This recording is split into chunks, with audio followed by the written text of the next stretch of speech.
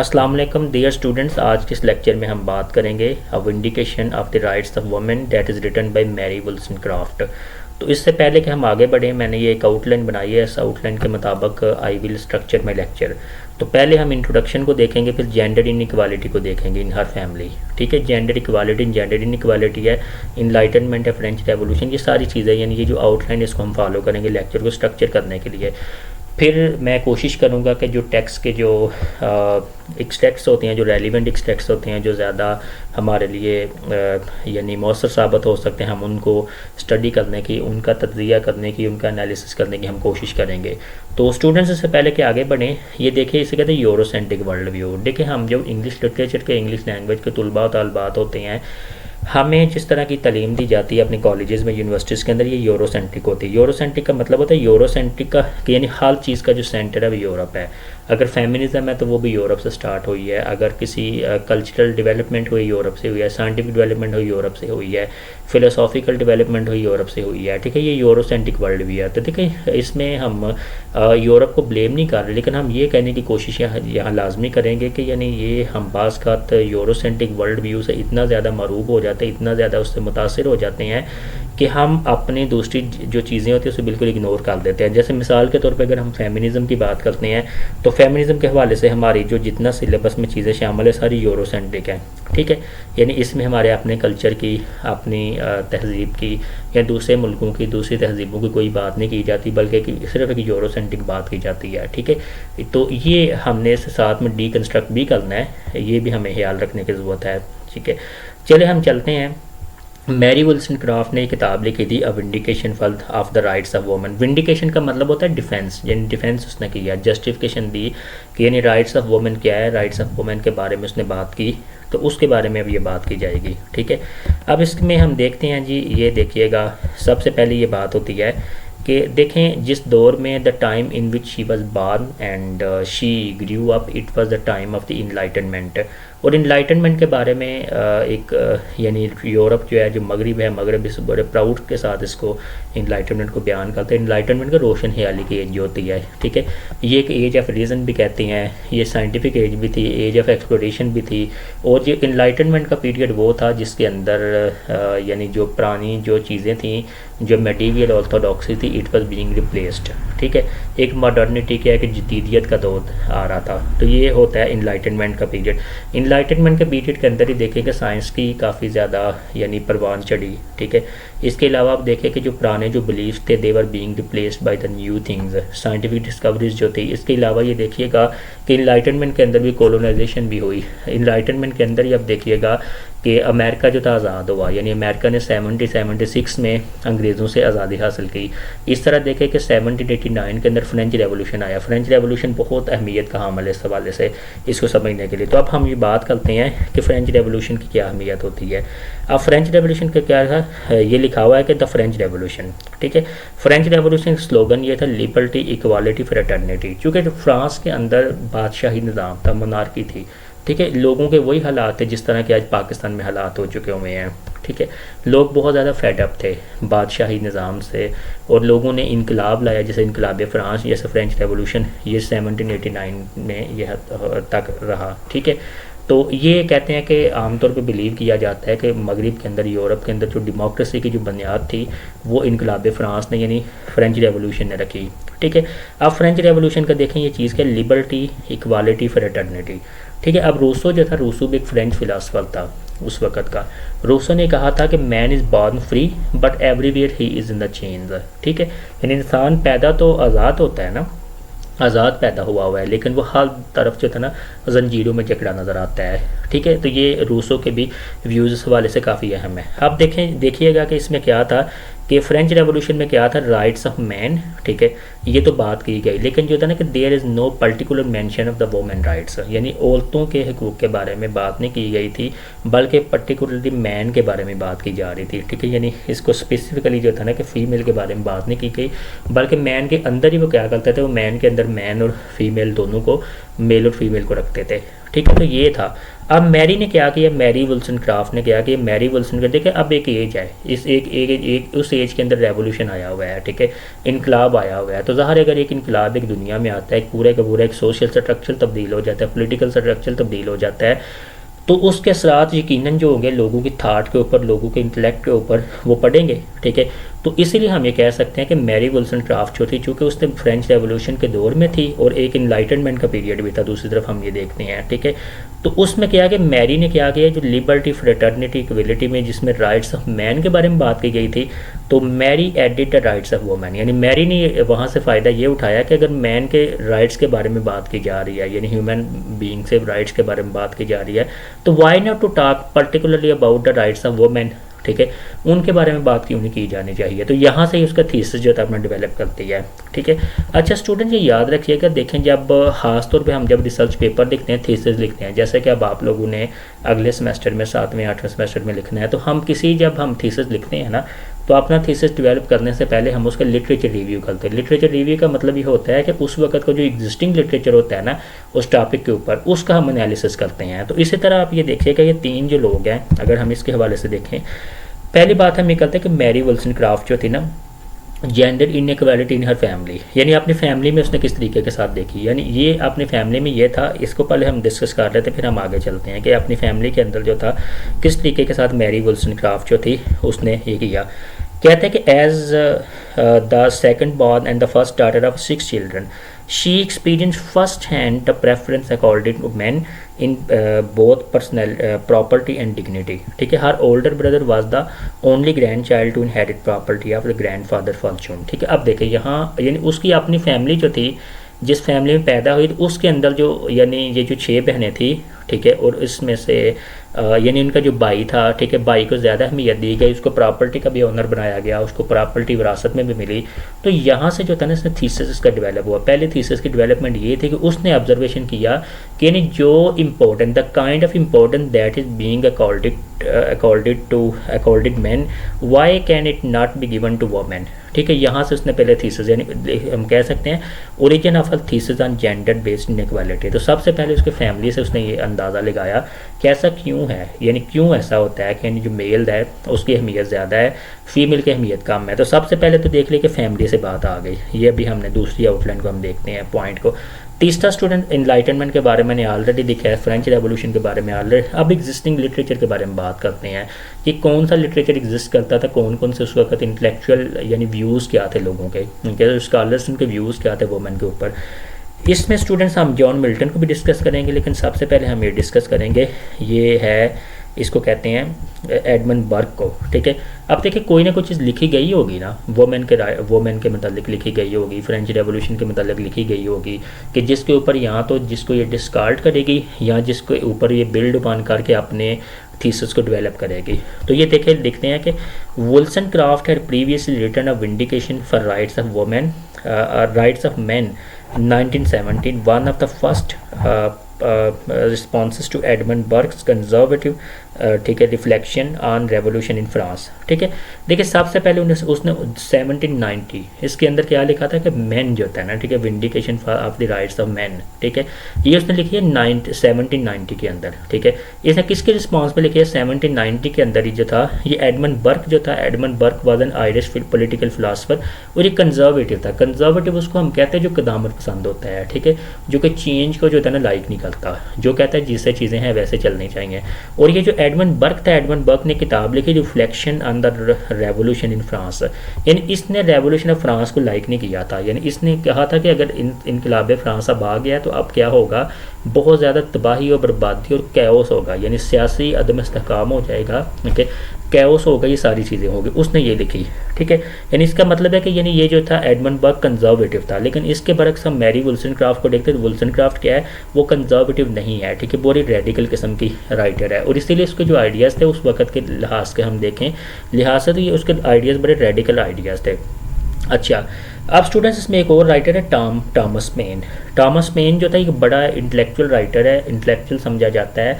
इसने देखें, याद रखें, फ्रेंच रेवोल्यूशन या अमेरिकन रेवोल्यूशन में इसने बड़ा किरदार अदा किया। इसने किताबें लिखी, इसकी किताब का नाम है कॉमन सेंस किताब है, उसको भी इसने लिखा, ठीक है। तो उसके आइडियाज़ भी जो था ना वो भी मैरी वोल्सनक्राफ्ट को मुतासर किया उसने काफ़ी हद तक, ठीक है।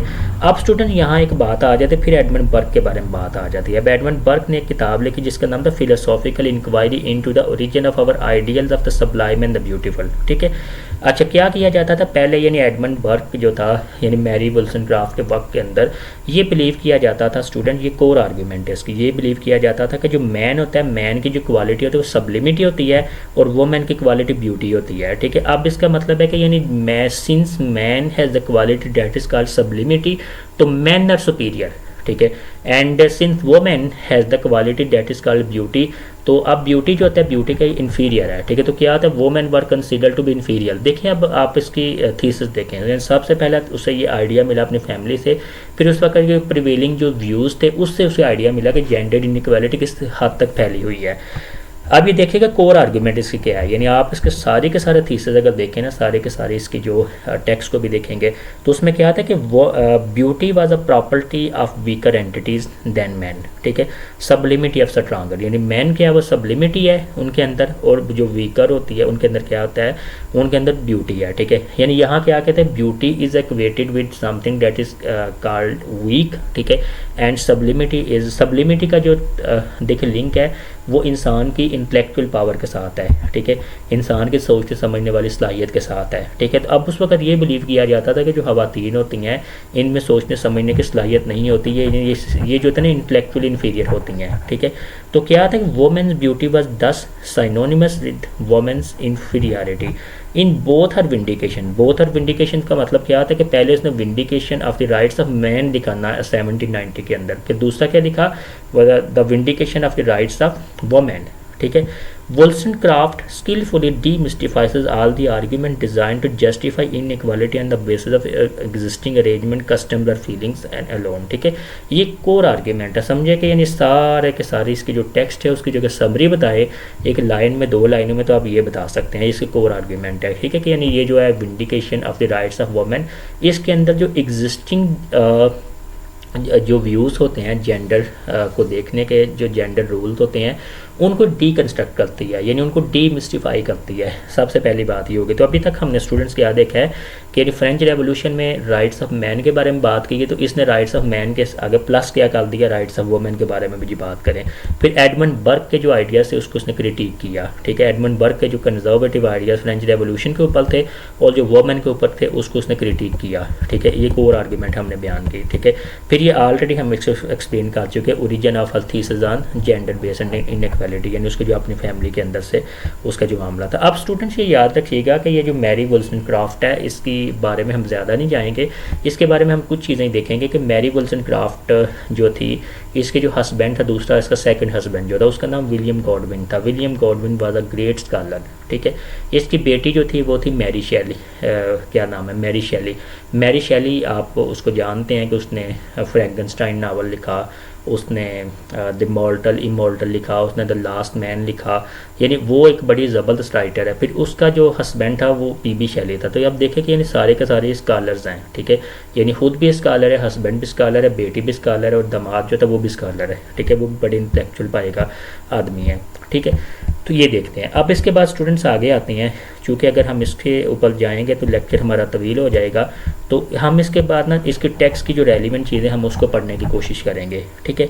ये देखें स्टूडेंट, ये मैंने जो येलो से हाईलाइट किया ये इसका इंट्रोडक्शन है, और ये जो मैंने ग्रीन से किया थीसिस स्टेटमेंट। थीसिस स्टेटमेंट आप जानते हैं कि जब हम रिसर्च पेपर लिखते हैं या कोई ऐसे लिखते हैं तो हम उसमें थीसिस स्टेटमेंट देते हैं। थीसिस स्टेटमेंट के आमतौर पर जो लोकेशन होती है वो इंट्रोडक्शन का जो लास्ट जुमला होता है, लास्ट सेंटेंस होता है, वो थीसिस स्टेटमेंट होता है। तो अब देखें वो कहती है शुरू कहाँ से करती है, कहते हैं to account for an excuse the tyranny of man many ingenious arguments have been brought forward to prove the two sexes in the requirement of virtue are to aim at attaining a very different character, ठीक है। and so to speak explicitly women are not allowed to have sufficient strength of mind to acquire what really। अब देखिए यहाँ जो था ना कि from the very beginning, ठीक है, पहली लाइनों के अंदर क्या करती है कि she actually deconstructs the prevailing views on gender. ठीक है, अब प्रिवेलिंग व्यूज़ ऑन जेंडर क्या होते हैं कि उसके अंदर ये बिलीव किया जाता है कि यानी man are superior while women are not superior, women are inferior. ठीक है, अब वोमेन इन्फीरियर होती हैं तो क्या किया जाता है, वोमेन इन्फीरियर क्यों है, क्योंकि कहा जाता है कि because to have sufficient strength of mind. ठीक है, कि जो वोमेन होती हैं उनके अंदर सोचने की समझने की वो सलाहियत नहीं होती जो मेल्स के अंदर होते हैं। ये उस वक्त के जो प्रिवेलिंग व्यूज़ थे। अभी हमने एडमंड बर्ग से भी हमने देखा है, आगे हम इसको रूसो के साथ भी डिस्कस करेंगे। ठीक है, तो पहली लाइनों के अंदर क्या करते हैं कि deconstruction of the prevailing views on gender. ठीक है, प्रिवेलिंग व्यूज़ ये थे। अब उसके थीसिस स्टेटमेंट बड़ी ज़बरदस्त, tyranny of man inferiority of women. ठीक है, वो कहता है कि actually she is of the opinion that this is कि many arguments have been advanced in order to justify the tyranny of women, tyranny of man. ठीक है, कि जो आदमी होता है, आदमी का जो जुल्म होता है, जबर होता है, उसको जस्टिफाई करने के लिए आर्ग्यूमेंट तो दी जाती हैं, मज़हब से भी दी जाती हैं, तारीख से भी दी जाती हैं, सोसाइटी से भी दी जाती है, कल्चर से भी दी जाती हैं, लेकिन जो फीमेल होती है, फीमेल को इन्फीरियर साबित किया जाता है। अब स्टूडेंट ये थीसिस स्टेटमेंट है, थीसिस स्टेटमेंट ये समझिए तो आपको आगे समझ, येट इट शुड सीम, ठीक है, yet it should seems allowing them to have soul that there is but one was way appointed by providence to lead mankind to either virtue or happiness। देखिए, पहले ये believe किया जाता था, अब देखें कि दौलतों की बात होती है ना, एक पीरियड की बात होती है, उस पीरियड में ये बिलीव किया जाता था। ठीक है, आमतौर पे जो चूँकि देखिए मेडिवल टाइम आल तो ख़त्म हो चुका था या ख़त्म हो रहा था, लेकिन certain things continue to be there. तो at that time it was believed कि वोमेन की सोल नहीं होती है, यानी मेल की सोल होती है, वोमेन की सोल नहीं होती है, and that is why women is considered to be inferior to man. ठीक है, ये भी बिलीव किया जाता था। अब स्टूडेंट्स आगे आते हैं, आगे इसके टेक्स्ट में काफ़ी चीज़ें हैं। ठीक है, हम यहाँ आते हैं। अब देखें स्टूडेंट्स, ये एक राइटर है सिमोन दी बोवा। ठीक है, सिमोन, ये बोवा की स्पेलिंग मैंने गलत लिखे हैं, एक फ्रेंच राइटर है। ठीक है, उसने किताब लिखी द सेकंड सेक्स। अब द सेकंड सेक्स बड़ी खूबसूरत किताब है, ये भी आपको पढ़नी चाहिए। सेकंड सेक्स ये बताती है कि यानी one is not born a female but one becomes a female. ठीक है, अब यहाँ से पता चलता है कि सेक्स और जेंडर दो डिफरेंट चीज़ें होती हैं, कि सेक्स जो होता है वो एक बायोलॉजिकल रियलिटी होती है, चूँकि इंसान जो होते हैं, पीपल जो हैं, they are born either as male और फीमेल। ठीक है, यहाँ जो होता है ना कि यहाँ दोनों की क्वालिटीज़ रखने वाले जो होते हैं पैदा होते हैं। तो जेंडर याद है कि जेंडर जो होता है वो हमारे सेक्स की बुनियाद के ऊपर वो रोल होते हैं जो हमें परफॉर्म करने होते हैं। जैसे मिसाल के तौर पे कि सोसाइटी डिसाइड करती है कि फ़ीमेल को क्या करना है क्या नहीं करना। ठीक है, फ़ीमेल को स्कूल जाना है कि नहीं जाना। आप देखते हैं ना कि यानी पहले ज़मानों में फ़ीमेल का स्कूलों में जाना, कॉलेजेस में जाना, तो ये तो शजरे ममनुआ समझा जाता था ना। ठीक है, तो सेकंड सेक्स किताब बहुत अहम है इस हवाले से, इसको भी आप पढ़ सकते हैं। ठीक है, तो कहती है कि यानी वे वोमेन जो होती हैं, women are told from the their infancy and taught by the example of their mother that little knowledge of human weakness justly termed cunning softness temper। ये देखें, अब यहाँ क्या बताया जाता है इसमें, सोशल कंडीशनिंग ऑफ वुमेन, कि पहले से जब लड़कियाँ बच्ची पैदा होती हैं तो उन्हें पहले से फ्रॉम द वेरी बिगनिंग उनको उनकी माओं की एग्जांपल से, उनके सोसाइटी की एग्जांपल के साथ ये बताया जाता है कि हमारा पर्पस क्या था, our purpose is to serve man, our purpose is to obey man. ठीक है, हमारा मकसद क्या होता है कि आदमियों की, मैन की, उनकी खिदमत करना, उनकी अतात गुजारी करना, उनकी ओबीडियंस करना हमें शुरू से बताया जाता है। ठीक है, inculcation of obedience to man, यानी फ्रॉम द वेरी बिगनिंग हमें बताया जाता है कि जैसे देखिए मिसाल के तौर पे अगर एक लड़की को, बच्ची को बताया जाता है कि you have to look beautiful, तो वजह उसकी क्या थी, इसलिए ब्यूटीफुल नज़र आना है ताकि कल को आपके जो हस्बैंड है, ठीक है, वो आपको लाइक करे। ठीक है, इसका मतलब है कि जो औरत की जो ब्यूटी होती है, ख़वातीन की जो ब्यूटी है, तो वो for the sake of beauty नहीं है, but this is actually the beauty that is meant to please the husband. ठीक है, शुरू से ये बातें बता दी जाती हैं। ठीक है, सोसाइटी बताती है।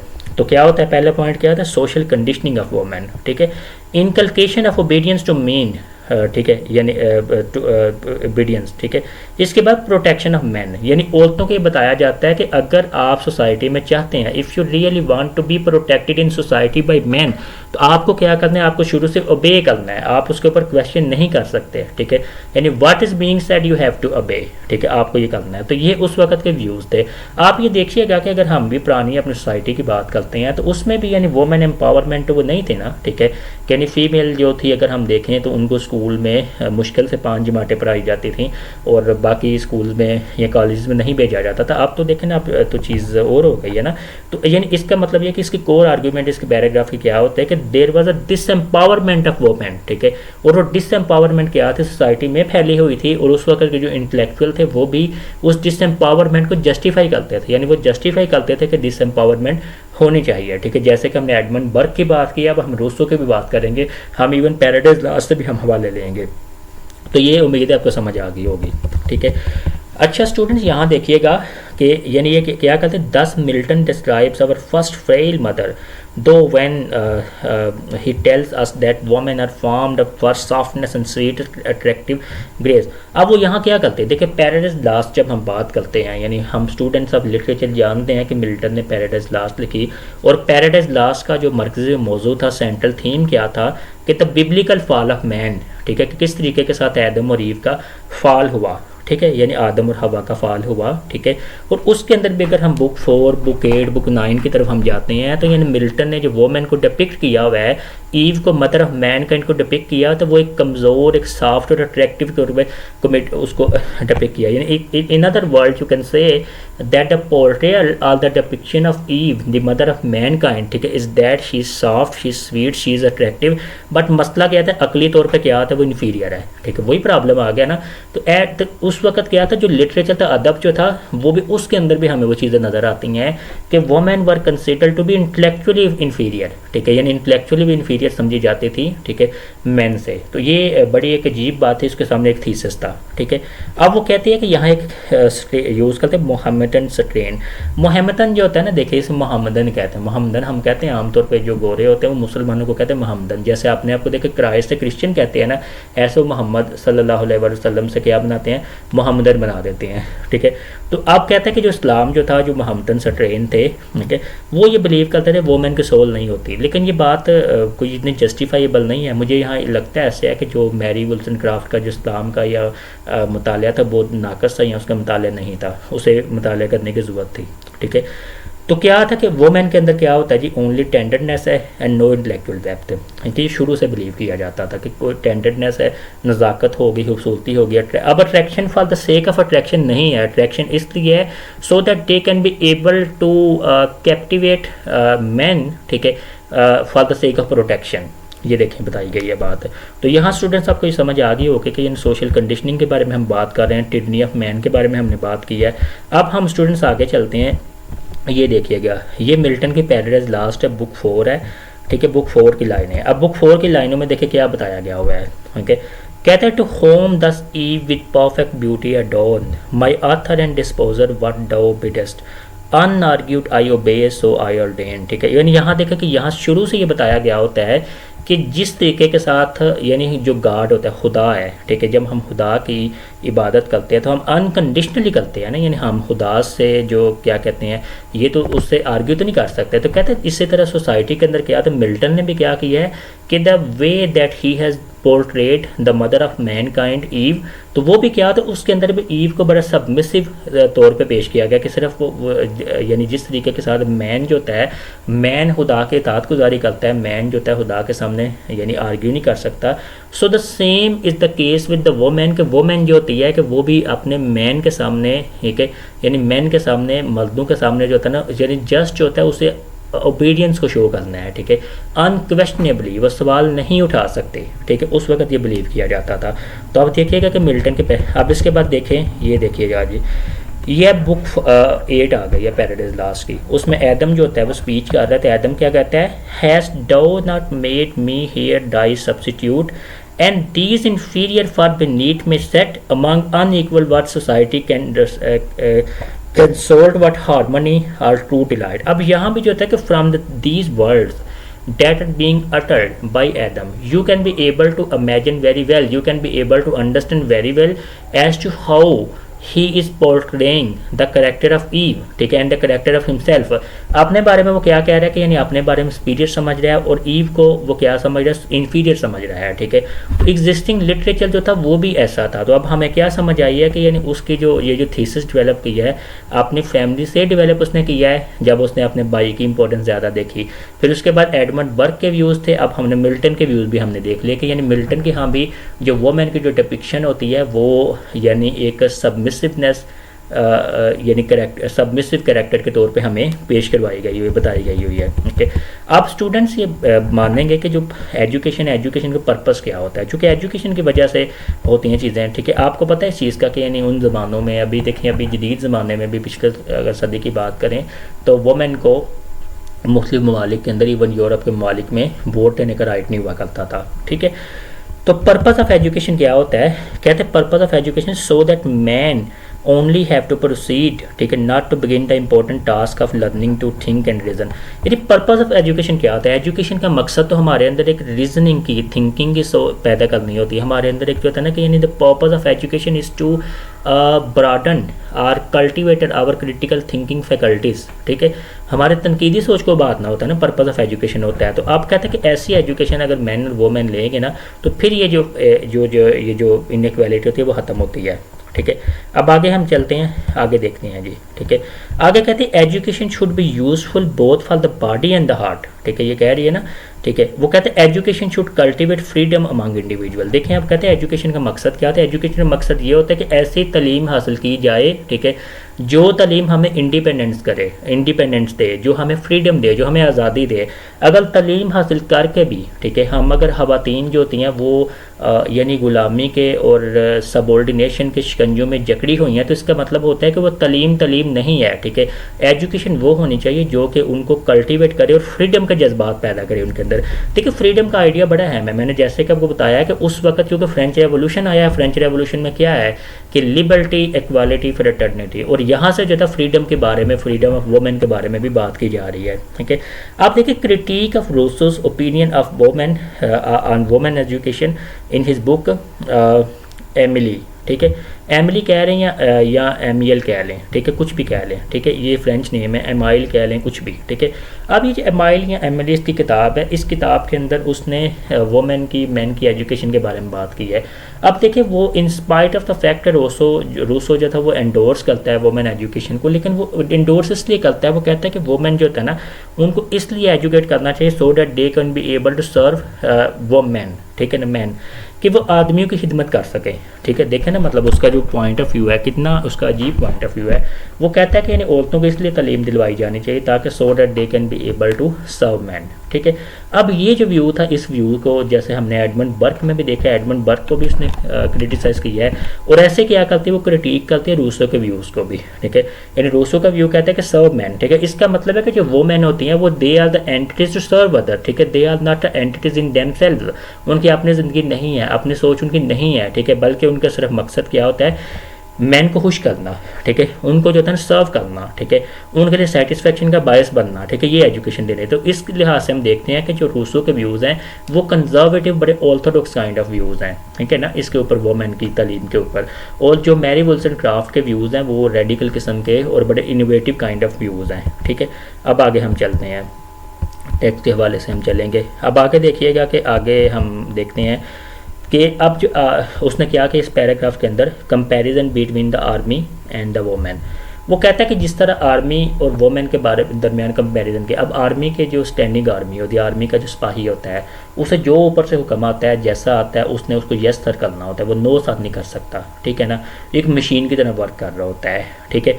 अब वो कहता है कि मसला इसी तरह क्या होता है कि actually the thing is that she is actually giving the example, और इस एग्जांपल के ज़रिए, इस मिसाल के ज़रिए वो हमें समझाने की ये कोशिश कर रहे हैं कि इसी तरीके के साथ जो मैन होते हैं ना, मैन समझे कि आर्मी के हायर ऑफिसर्स हैं, और जो वुमेन होती हैं वो आर्मी के लोअर ऑफिसर सोल्जर्स हैं, ठीक है। तो उनको भी अनकंडीशनली उनकी बातें माननी पड़ती हैं, यानी विदाउट क्वेश्चनिंग। जिस तरह आर्मी के शोबा के अंदर हम अपने सीनियर से इख्तलाफ नहीं कर सकते, in the same way women can not be able to disagree with whatever is being said to them by man, ठीक है, हम उनसे इख्तलाफ नहीं कर सकते। अभी वो कहते हैं कि ये जो एग्जांपल के ज़रिए किया उसने बताया कि सप्रेशन ऑफ वुमेन, कि किस तरीके के साथ हमारा जो मुआशरा होता है उसमें सप्रेशन की जाती है वुमेन की, और इसमें आयदनी ऑफ जेंडर हो। अब आयदनी क्या होती है, देखिए आप खुद देखें कि आर्मी के अंदर अगर जो यानी होता है, क्या कहते हैं, जो सिपाही होता है, जो ऑफिसर की बात मानता है, ठीक है, उसकी बड़ी ज़्यादा इज्जत होती है, ठीक है। लेकिन जो वोमेन होती है, वोमेन बात माने ना माने, लेकिन उसकी वो सोसाइटी में वो डिग्निटी रिस्पेक्ट नहीं है। तो यहाँ से वो आर्मी की एग्जांपल दे के भी अपनी बात को वाज़ह करने की कोशिश करती है। तो अभी तक हम देखते हैं कि पहले हमने इंट्रोडक्शन देखा है, इनलाइटनमेंट को देखा है, जॉन मिल्टन के व्यूज़ को उसने क्रिटिक किया है, फिर उसके बाद उससे पहले एडमंड बर्क को किया, तो उसके बाद रूसो के व्यूज़ को उसने किया है, ठीक है। अब इसके बाद आगे स्टूडेंट्स चलते हैं, आगे वो क्या बताती है, आगे कहती है strengthen the female mind by enlarging it and there will be an end to obedience, ठीक है। but as blind obedience ever sought by power, वो कहते हैं कि अब हमें करना क्या चाहिए कि एक एजुकेशन ऐसी तालीम दी जानी चाहिए कि जो तालीम हमारे जहनों को भी ब्राडन करे, ठीक है, जो तालीम हमें रियल मानों में आज़ादी दे, कि जिस तरह से फ्रेंच रेवोल्यूशन इंसान की आज़ादी के लिए नारे के लिए आया था ना, तो ऐसे ही कहते हैं कि यानी मेरी जो किताब है, जो मेरा आइडिया होता है, मेरा आइडिया वो है कि इसके ज़रिए एक इंसान यानी जो फीमेल होती हैं, फीमेल भी आज़ाद हों, ठीक है, उनके अंदर भी यानी ये जो सब्जुगेशन ऑफ बहुत ज़्यादा है, इसको ख़त्म किया जाना चाहिए, ठीक है। तो ये चीज़ है। अब आगे ये देखिएगा, आगे कहते हैं women are there for to be considered either as moral beings or so weak that they must be entirely subjugated to the superior faculties of man, ठीक है। अब ये देखिए शुरू से ये बताया जाता था ना, ठीक है, कि यानी मेल जो होता है वो सुपीरियर होते हैं, उनके अंदर सुपीरियर फैकल्टीज़ होती हैं, तो इस लिहाज से जो होता है ना कि वो ज़्यादा यानी उनके ऊपर हमें फीमेल को डिपेंड करना चाहिए। तो ये इसकी चीज़ें चीज़ें हैं जो मैंने टेक्स्ट के अंदर से बताई हैं, ठीक है। तो अब आपको चाहिए कि आप इसके टेक्स्ट का लाजमी मुतालिया कीजिएगा। तो ये मेन पॉइंट्स थे, लेकिन मेरा जो लेक्चर है आपको टेक्स्ट समझने में मदद तो करेगा, लेकिन टेक्स्ट का सब्स्टिट्यूट नहीं होगा। So that is Y I would strongly encourage you कि आप इसको टेक्स्ट को लाजमी पढ़ें। Thank you so much.